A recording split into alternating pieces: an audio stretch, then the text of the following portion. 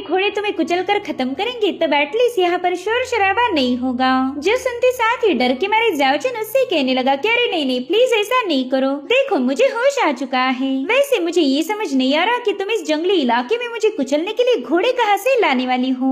खैर आज जो कुछ भी हुआ वो बस एक गलतफहमी थी। तुम्हें लग रहा होगा कि मैं गंदी नियत वाला कुत्ता कमीना हूँ, लेकिन मैं ऐसा बिल्कुल नहीं। चाहो तो तुम इस ड्रैगन से पूछ सकती हो। सच बताओ तो ये मेरा काफी अच्छा दोस्त है, लेकिन डांग डांग तो चिकन मिलने के बाद दोस्ती वोस्ती सब भूल गया था। जो देख जाओचन कहने लगा कमीने कही के खूबसूरत लड़की देखी नहीं तो पार्टी बदल दी। मुझे लगा था तो वफादार होगा, लेकिन तू तो एक नंबर का गद्दार निकला। जो सुनते ही प्रिंसेस जाओचन पर चिल्लाने लगी। वो कह रही थी कि वाकई तुम एक जालिम इंसान हो, इसलिए अब मुझे तुम्हारे साथ कुछ अलग करना होगा। पहला तो मैं तुम्हें घोड़ों से कुचलने वाली थी, मगर अब मैं तुम्हें अपने साथ रखूंगी और ये छोटू सा छुरा हर रोज तुम्हारी बॉडी में घुसाया जाएगा जब तक कि तुम्हारा खून पूरी तरह से सूख न जाए। वेल इस बंदी ने तो जाओचन को फुल टू डरा के रखा था। जाओचन कहने लगा कि मैं इतने सालों बाद ट्रैवल करके इसलिए आया ताकि घमंडी प्रिंसेस मुझे बुली कर पाए। हे ऊपर वाले, क्या यही इंसाफ है तुम्हारा? तब तक प्रिंसेस यून ने उस पर 3 नाइफ से अटैक कर दिया। इधर बेचारा जाओचन डर के मारे कह रहा था कि प्लीज ऐसा नहीं करो, मैं फायरी इमॉर्टल लोटस ढूंढने में तुम्हारी मदद कर सकता हूँ। हालांकि तब तक वो सारे चाकू हिट हो चुके थे, लेकिन शुक्र है ऊपर वाले का कि जाओचन अभी भी जिंदा था।